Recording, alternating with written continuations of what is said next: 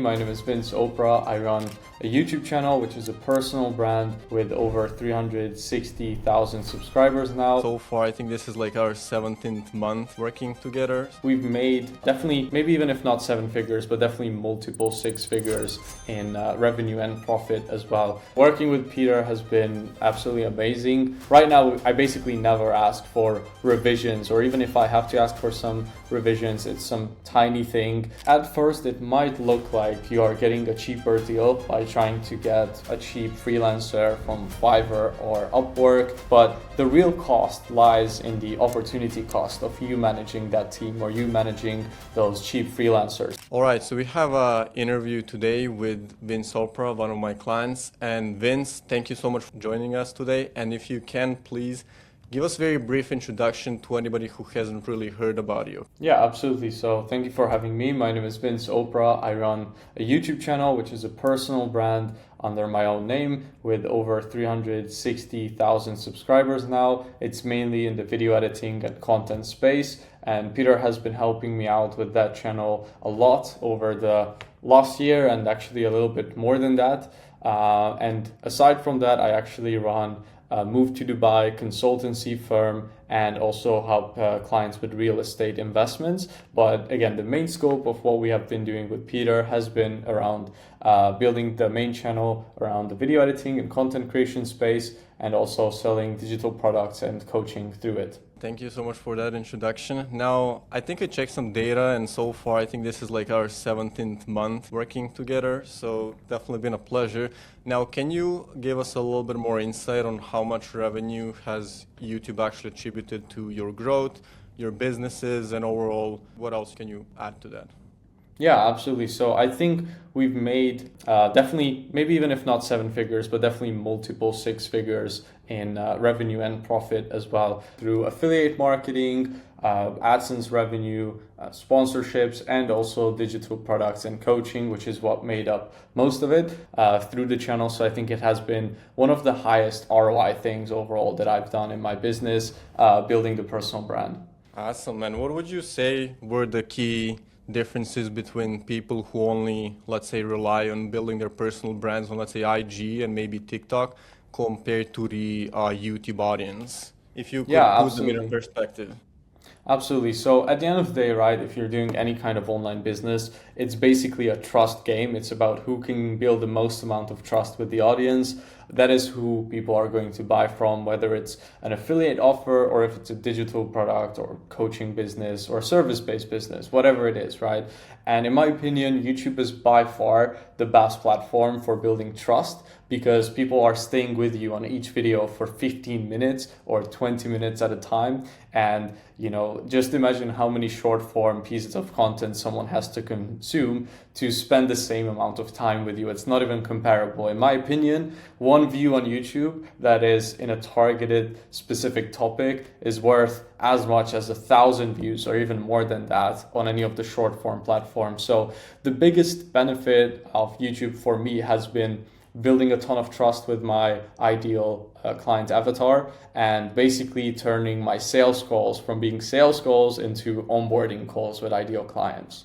All right, thank you so much for giving us insight on that. Can you give us right now as well your opinion on how it has been actually working with us in the past, like more than a year right now? Yeah, absolutely. So working with Peter has been absolutely amazing. Like, he's learned my style exactly to the point where right now I basically never ask for revisions, or even if I have to ask for some revisions, it's some tiny thing. In the past, when I worked with other editors or other editing teams, it can be oftentimes a really big time waste to have to go through each video and just micro analyze everything. With Peter, I've built up so much trust, and he's learned my processes so well throughout these years that I even trust him enough to send the videos that I get from him fully edited to the sponsor if we're doing a sponsored video without even checking it. And that is, I think, something that says a lot about how much Peter pays attention to the details. So yeah, overall the experience has been absolutely amazing, and it only got better and better as we've been working together for longer over time. Can you tell us what would be the biggest differentiator between working with an agency or maybe, let's say, compared to a freelancer that you would just find somewhere, let's say over the Fiverr or any other freelancing website? What were the key differences that made it for you? Yeah, absolutely. So I've worked with a bunch of different freelancers in the past. I've run my own editing team as well, and I've worked with Peter. And the difference is huge. Like at first, it might look like you are getting a cheaper deal by trying to get a cheap freelancer from Fiverr or Upwork and getting a separate person for thumbnail design, for video editing, scripting, and finding ideas.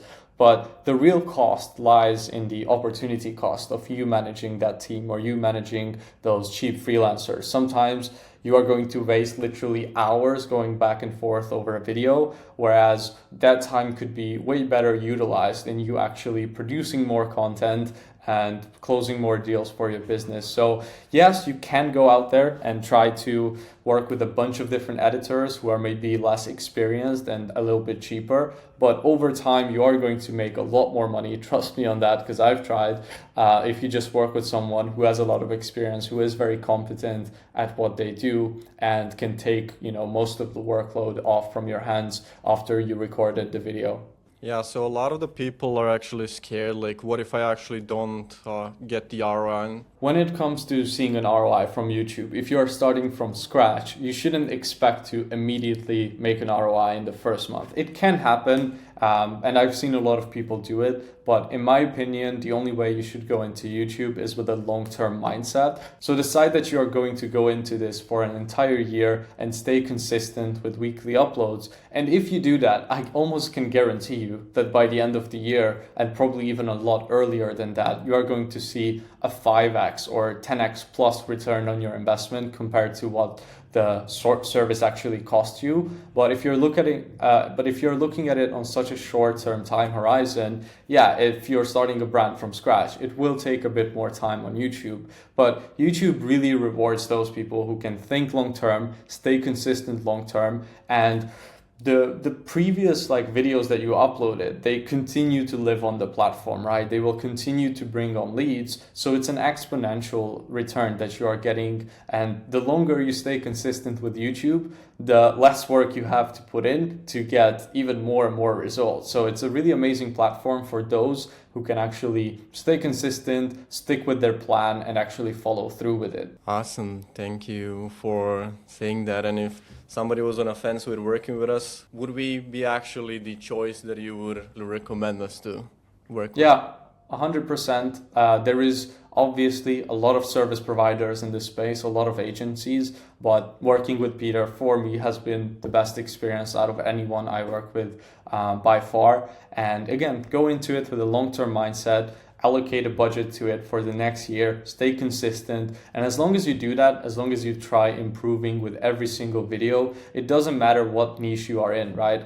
There is for basically every single niche, your audience on YouTube, they are already using the platform. So you just need to finally reach them with the right content and stay consistent with your uploads. And as long as you do that, you are going to see results. And again, you are probably just going to think like, I wish I started this a lot sooner. And so the best time to start YouTube was probably 5 years ago, but the second best time to do it was yesterday. And the best time after that is today. So yeah, I would just say the biggest thing is to not keep delaying it, because as long as you delay it, there are other people who are your competitors who are actively posting on YouTube, and they are actively taking market share away from you by you not being present on this platform. Okay, amazing. So that's pretty much all the questions that I had for you.